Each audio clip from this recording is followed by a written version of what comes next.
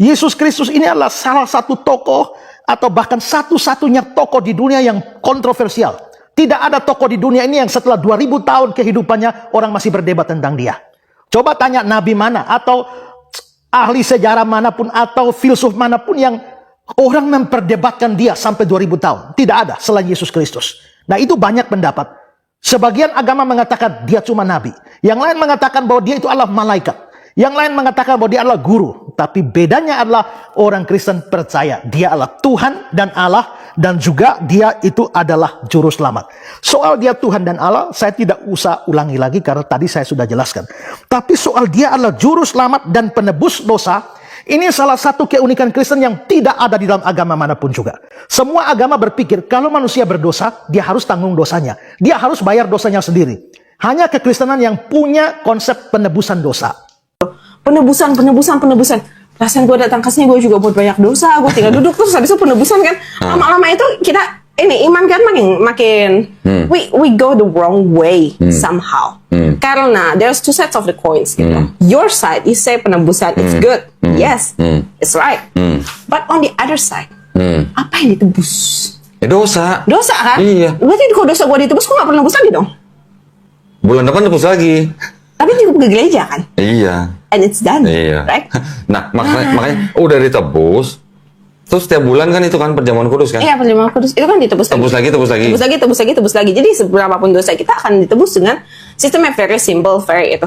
But I see it's wrong gitu loh. Because me personally, aku tuh jadi orang yang very combative. I use my reason, my logic untuk solve everything.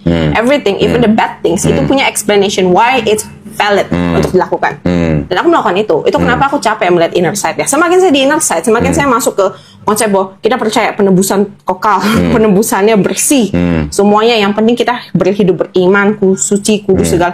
Menurut saya, kalau saya naik ke mimbar, saya penyembahan segala, it's holy, suci, kudus, lain-lain. Dan juga kita ajarkan seperti begitu gitu loh.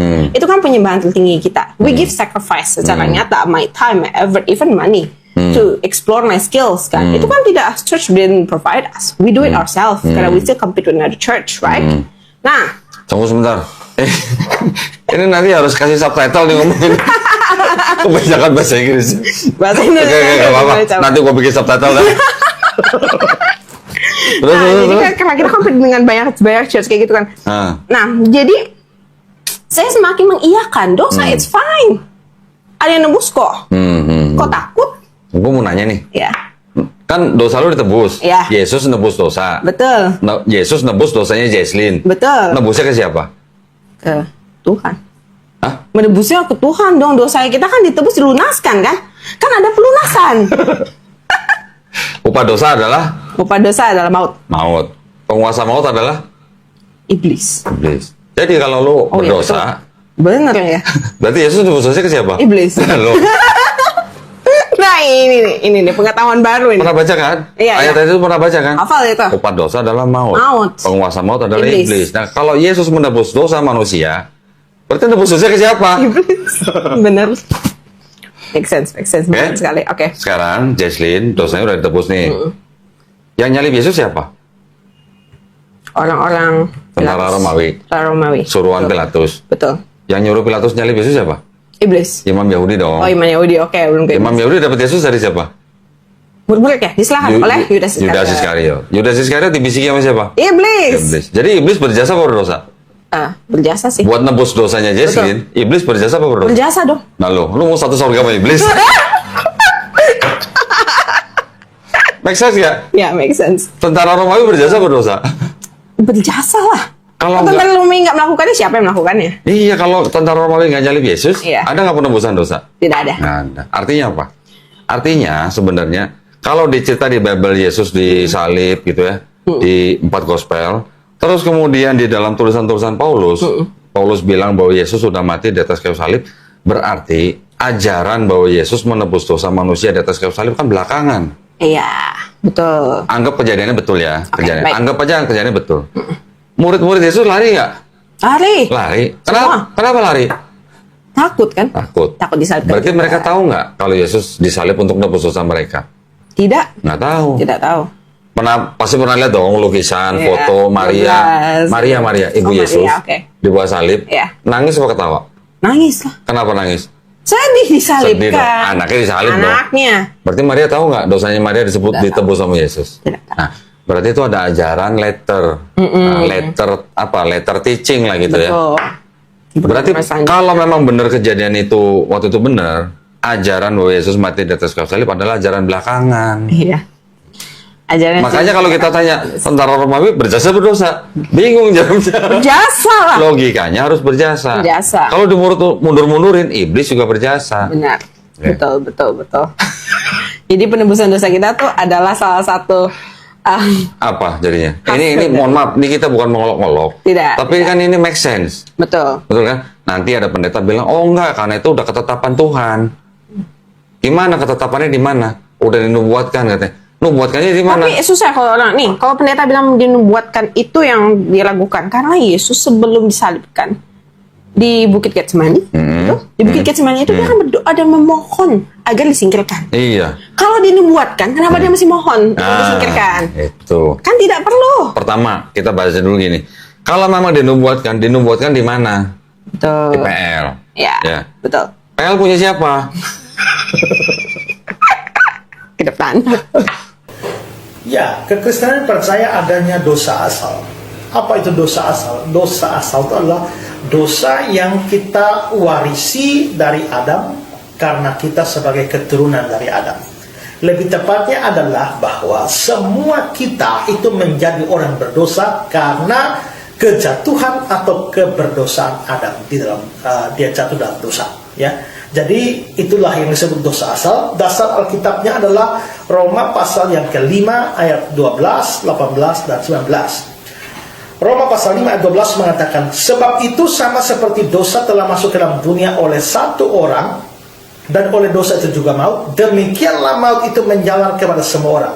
Demikianlah maut itu menjalar pada semua orang, dan semua orang telah berbuat dosa. Lalu ayat 18, sebab itu sama seperti oleh satu pelanggaran semua orang beroleh penghukuman. Lalu ayat 19, jadi sama seperti oleh ketidaktaatan satu orang, semua orang telah menjadi orang berdosa.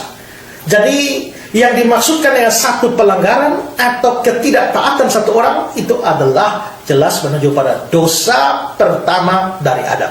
Jadi ayat ini mengatakan gara-gara dosa pertama dari Adam, maka semua manusia menjadi orang berdosa di hadapan Tuhan. Mengapa? Karena Adam yang adalah manusia pertama itu dianggap sebagai wakil dari seluruh umat manusia oleh Allah. Anggap aja sebagai orang Kristen, Yunia kan percaya bahwa Yesus sudah mati di atas kayu salib buat nebus dosa Yunia. Bagi orang Kristen. Berarti Yunia cinta sama Yesus dong? Iya. Iya dong. Misalnya Yunia dikasih kesempatan ngelihat Yesus mau disalib. Kira-kira Yunia lari seperti murid lain atau nolong Yesus supaya nggak disalib atau bantuin tentara Romawi salib Yesus? Ya kalau kita percaya sama dia, harus kita nolongin dia lah. Nolongin supaya disalib? Supaya enggak. Supaya nggak disalib. Supaya nggak disalib. Berarti kita juga, Terus kita kalau- mengorbankan diri kita juga gitu loh. Kalau Iya. emang kita percaya sama dia juga gitu. Terus ya. kalau nolong Yesus supaya nggak disalib nggak ditebus dong dosanya? Oh, makanya. Ya makanya. Bingung juga aku deh. Oh ya makanya. Di belakang ditebus juga. Kan rumusnya kan Yesus mati di atas kayu salib untuk menebus dosa Yunia kan? Kalau Yesus tolong Yesus supaya nggak disalib, nggak ada penebusan dosa dong. Ini sama seperti begini ya. Kalau Indonesia mengirimkan tim sepak bola ke luar negeri untuk pertandingan, yang main bola itu berapa orang? Cuma 11 ya. Lalu yang main itu 11, tapi 11 orang ini adalah perwakilan Indonesia. Apabila 11 orang itu menang, maka disebut Indonesia menang, kita menang, padahal saudara dan saya tidak ikut main. Tapi mengapa kita menganggap kita menang? Karena mereka adalah perwakilan kita. Tapi kalau 11 orang itu kalah, dikatakan Indonesia kalah, kita kalah. Mengapa? Karena dia 11 orang itu perwakilan kita. Mereka menang, kita menang. Mereka kalah, kita kalah. Demikian juga Adam itu adalah perwakilan dari semua manusia. Adam suci, kita semua suci. Adam jatuh, kita semua jatuh. Adam berdosa, kita semua menjadi orang berdosa. Itu yang dimaksudkan dengan dosa asal ini. Nah, memang ada kepercayaan bahwa pada waktu manusia lahir itu dia lahir dalam keadaan suci. Orang-orang agama lain percaya demikian, tetapi kekristenan tidak percaya hal itu.